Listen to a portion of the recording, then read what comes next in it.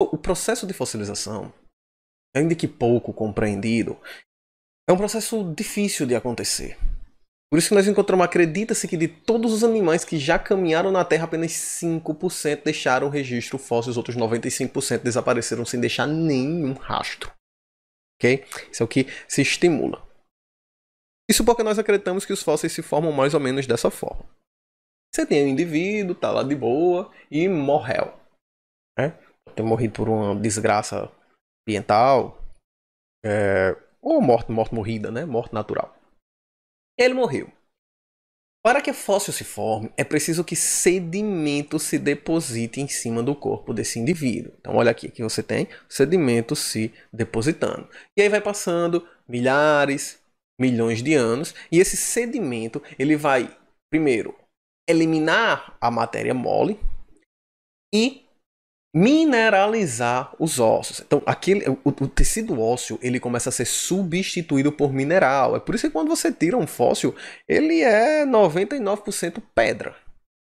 E o mineral literalmente substituiu a matriz óssea. Sobrou quase nada de osso ali. É basicamente um molde de pedra daquilo que um dia foi uma estrutura orgânica. Então é mais ou menos assim que vai funcionar. Algumas teorias elas dizem que só fossiliza se você enterrar um indivíduo vivo, certo? Tem esse debate aí dentro da ciência. E de fato, muitos dos fósseis que nós encontramos, quando você vai olhar, é um predador que atacou sua presa e aí na hora que ele estava comendo ali, agarrado na presa para matar, tem um deslize de terra, enterrou todos os dois e eles fossilizam. Realmente, a maioria dos fósseis a gente encontra assim. É sempre... Sempre parece que eles estão numa situação de perigo, parece que eles estão fugindo de alguma coisa, parece que estão atacando alguma coisa, ou literalmente se atacando. Okay? Então, realmente, os fósseis encontrados corroboram com essa ideia, e que só fossiliza se for enterrado vivo, o que explicaria também muitas criaturas não terem deixado registro.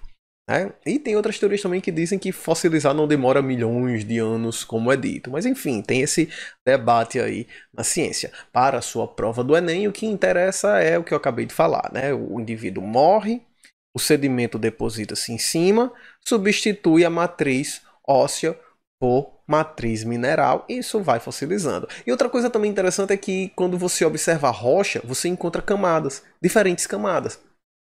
E aí essas diferentes camadas, elas contariam a história do mundo, a história das eras geológicas. Você olha aqui, essa camada mais profunda seria uma camada de 500 milhões de anos atrás. Ao passo que a próxima camada, você enxerga literalmente essas camadas, porque como o sedimento é diferente, a coloração do sedimento também é diferente. Então na próxima camada seria o sedimento de 400 milhões de anos atrás, e você começa a ter uma ideia de que tipo de ser vivo viveu em cada era. O engraçado é que às vezes eles encontram uma árvore cruzando todos os sedimentos. Todos. Aí lasca. A árvore viveu 1 bilhão de anos, isso não é possível. Aí complica tudo. Mas enfim, como eu disse, tudo isso são teorias, nós estamos estudando e algum debate está sendo travado em torno dessas ideias. E bem, pessoal, observando esse registro fóssil, Darwin percebeu que os seres vivos eles seguiam uma certa ordem cronológica de complexidade. À medida que o tempo passava, os seres vivos se tornavam mais complexos, o que explicava a ideia de evolução.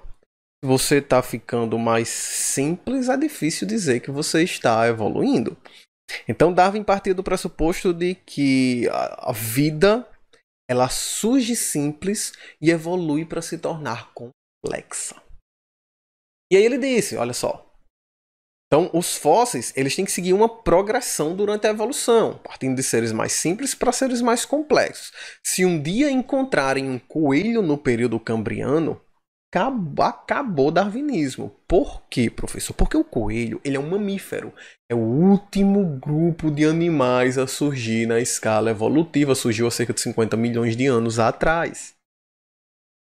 O período cambriano ocorreu há 500 milhões de anos atrás, onde ocorreu a primeira explosão da vida multicelular, ou seja, onde surgiram os primeiros animais. E os primeiros animais a surgirem não poderiam ser os mamíferos, que são os animais mais complexos da natureza hoje. Então ele teria que primeiro ter surgido simples e evoluído ao longo desses milhões de anos para originar o coelho, o mais complexo. Então essa é a ideia. A vida tem que seguir uma progressão de complexidade. De simples se torna complexa. Com isso finalizamos a parte de fósseis e vamos para a próxima evidência da evolução. Vamos falar um pouco sobre as adaptações.